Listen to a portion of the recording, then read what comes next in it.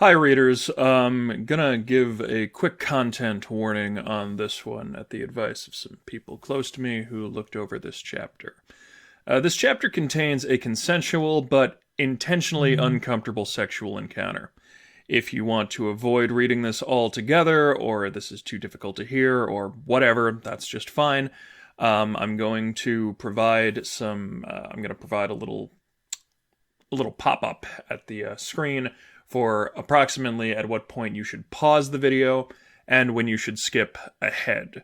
I think there's some power. I think there's something that is, kind of worthy there about, about still experiencing this little chunk of the writing.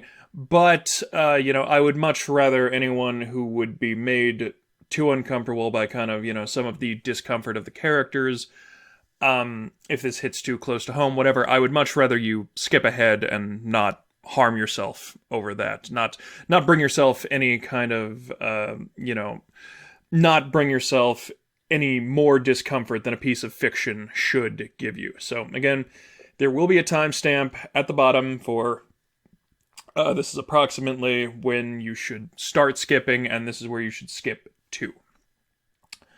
So, thank you for that, and hope the reading's going well, and yeah, thank you.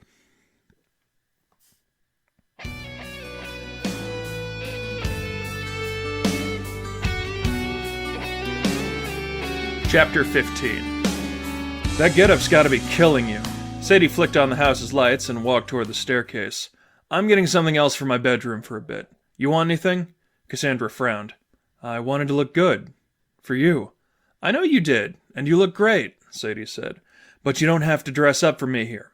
Hang tight. Cassandra sat down on the couch in the living room. Sadie's steps above her were the only sound in the whole house. After a few minutes, Sadie returned, dressed in a dark purple sports bra and black sweatpants. I know it's not exactly modest, but I'm about out of clean stuff right now. She tossed Cassandra an oversized red flannel and black gym shorts. I keep putting off laundry, and Pete's not here to bug me about it. Sorry about that. It's fine. Cassandra stepped off the couch and into an adjacent bathroom to change out of her formal wear. Sadie sat on the couch's right. Her feet were on the floor, and an open spot was available when Cassandra returned. But as soon as she sat down, Sadie raised and laid her crossed legs across Cassandra's lap. You have a good time tonight? Sadie asked as she flicked on the TV. Yes. Good. Anything you want to watch? I don't watch much without you. Well, I thought I should be courteous. Sadie flipped through all of the channels, twice, possibly, and seemingly didn't give any of them any attention. In the midst of the flipping, Sadie uncrossed her legs, slid closer, and laid a hand on Cassandra's bare lower leg, and gently moved back and forth with her pointer finger. And you had a good night with me, right? Sadie asked. Cassandra smiled. Of course. I know I ask a lot. It's not like I really doubt it, you're just a tough nut to crack sometimes, you know? I know, Cassandra said. I don't mind. After never holding on a channel for more than 2 seconds, Sadie flipped the TV off. Maybe all that booze and the cooking is making me feel weird, but I'm feeling really good right now. Really on top of the world, sitting here with you. Cassandra set a hand on her shoulder. I'm glad. Do you want to come up here with me? What do you mean? I don't know. I mean, I do. You just always seem like you need everything explained. Remember back in the movie, a little while back, I asked you if you trusted me. Yes. Good. Because I want you to trust me like that right now. Before Cassandra could give that any further thought, Sadie repositioned herself and leaned forward. From the first contact, there was something different about that kiss. A hint of force, a semblance of aggression. Cassandra wasn't sure what to consider it. Maybe it was just passion. It had been a good night, after all. Cassandra decided not to dwell on what it meant, and melted into the kiss. The lip lock didn't last long. Sadie slipped a hand to the back of Cassandra's head, ran it through her hair, and pushed at Cassandra's lips for a moment before their tongues met. Sadie led first in circles, then in zigzags, and eventually didn't take any pattern at all. This went on for a minute before Sadie pulled back and tapped her forehead against Cassandra's. "Still with me?" There was still something bothering Cassandra, but she put it out of her mind. "Yes."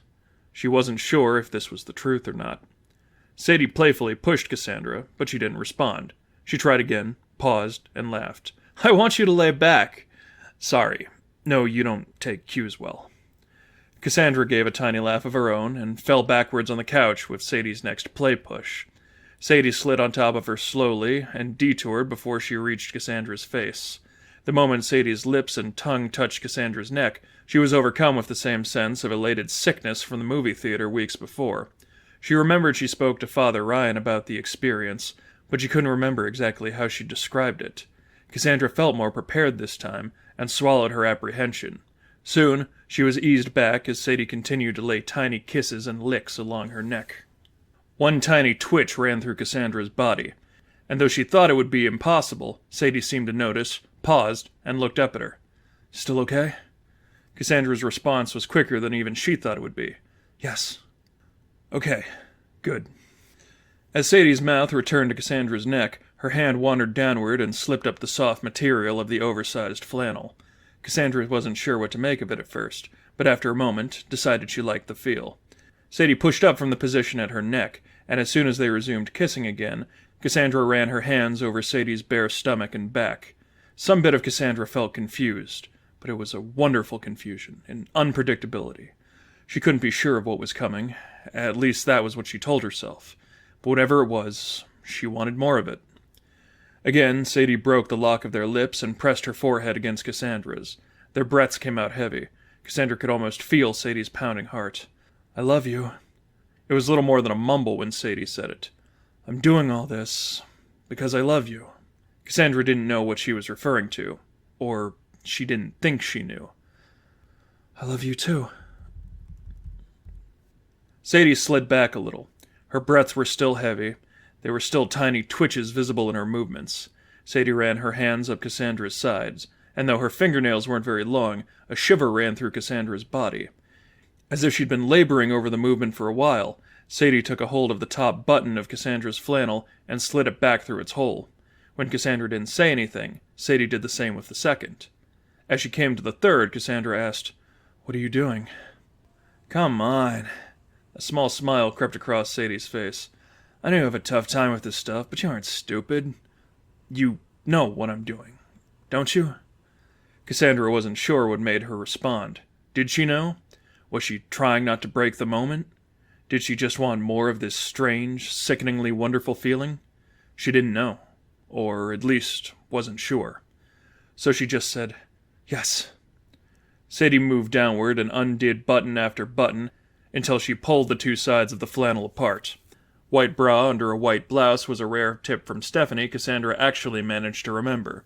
The two locked eye contacts for what seemed like forever, only accentuated by their deep, heavy breaths. Their lips met again, their bare stomachs pressed together. Sadie reached down and squeezed Cassandra's breasts. It was ecstasy. It was illness. It was elation. It was nauseating. Cassandra's entire being was alive. Her whole body was on fire. She thanked God. She begged for forgiveness. Sadie pulled her lips away, but remained barely an inch from Cassandra's face. "This really is your first time, isn't it?" Cassandra was going to ask, "First what?" but instead just said, "Yes." "Tell me if there's anything you want me to change," Sadie said. "You probably don't know what you like yet." Cassandra wandered through a haze. Everything seemed at least somewhat recognizable, but at the same time was a blur at best. Did she understand any of what Sadie was saying? Did she understand any of what Sadie was doing? Or did she even want to understand? Sadie's hands worked erratically. Sometimes she squeezed hard enough that it hurt. Other times she didn't use any pressure at all and just pushed Cassandra's breasts together or apart. She paused from the act for a moment, took Cassandra's hands and pushed them against her own chest. Even through the sports bra, Cassandra thought she felt soft and wonderful. After a moment, Cassandra mimicked Sadie's recent movements and pinched at the center. That elicited a similar moan and a, "Yeah, that's it." Cassandra stopped trying to keep up with the kisses entirely and moaned as Sadie continued to manipulate her. Sadie slid up to kiss her on the mouth a few times before she returned to pecking and nibbling at Cassandra's neck. Sadie slipped one hand under a cup and the other down Cassandra's shorts. Cassandra's heart pounded. Every action was simultaneously titillating and repulsive, both in ways she couldn't begin to describe. It all came to her so fast. She needed a moment, if nothing else, just a moment. No. Even Cassandra wasn't sure she hurt herself. Sadie's fingers ran along a nipple with one hand and slipped into her underwear with the other. Time seemed to slow as Sadie ran the lightest touch between Cassandra's legs. A shudder ran through her body. She had only specifically touched that spot a few times herself, and the sensation was so intense she didn't know how to feel about it. Cassandra's mind raced as she considered the situation. She had tried, just honestly tried, to say no. Maybe she didn't need to think about the rest. Maybe she could just let Sadie proceed, and the sickness would fade. Everything might be just fine. It might even be wonderful if she laid back and accepted the moment. But somewhere in her mind, or maybe her heart, or maybe her soul, she couldn't get past the wave of discomfort she felt. As Sadie stroked again, Cassandra raised a hand to her shoulder. Cassandra squeezed the shoulder gently, but her words came out clear and firm. "Please, stop." Sadie's eyes widened. She frowned and double-took. For a moment she remained in place, before she slowly pulled her hands away and raised them. "I'm sorry." Sadie's eyes were down and her hands were open. "I heard you. Hands off. I got it." This hadn't ended the conflict in Cassandra's mind. It had only exacerbated it. What kind of situation was she in? Could she just say yes and it would all come back? The thought only lasted a second, but grabbed at her furiously. "I know I should have asked." Even if her face turned away, Cassandra saw Sadie's cheeks as they burned red. "I shouldn't have assumed things. I just thought you were ready." The two sat in silence for a time Cassandra was unsure of. As her heartbeat slowly returned to its normal tempo, she said, "It isn't you." Sadie mustered half a smile. "No? No. It's my faith." The smile disappeared. Sadie rubbed at her forehead and sighed. Yeah. Of course it is." Cassandra tugged to get her bra back in place. "Just supposed to be married first," Cassandra said. "It's just..." No, I know how it goes." A tiny aggression made its way into Sadie's voice. "Nothing until marriage, yeah. Makes a lot of sense when you think about it.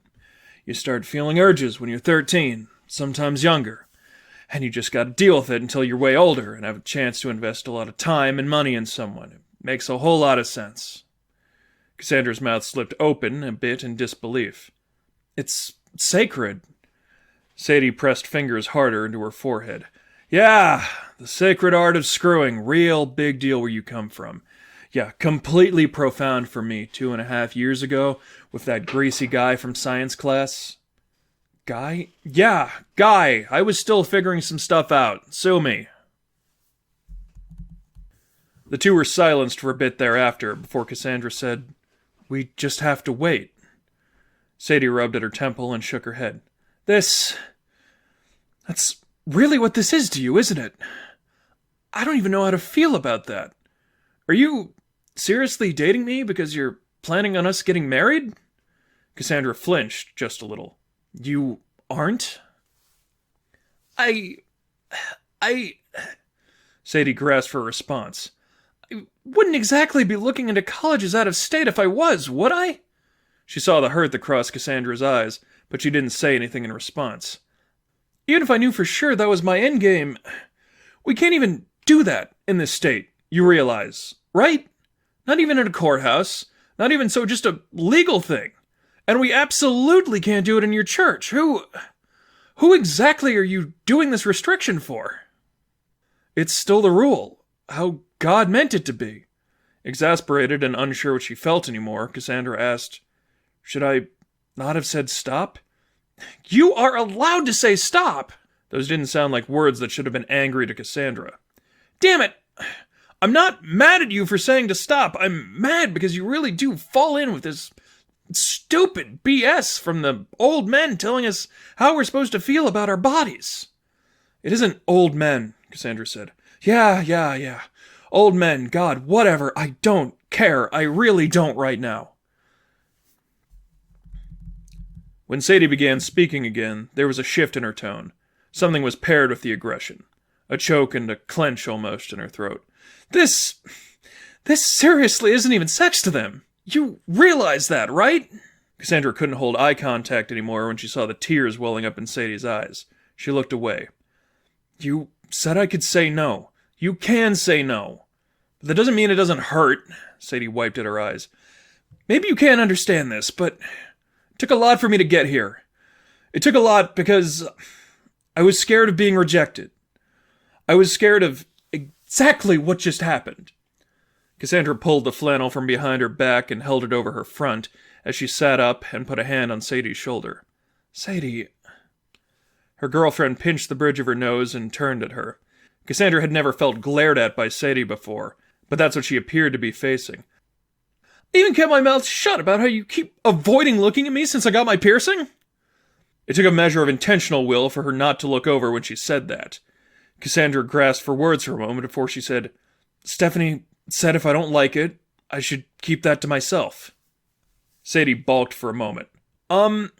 Yeah, obviously you should.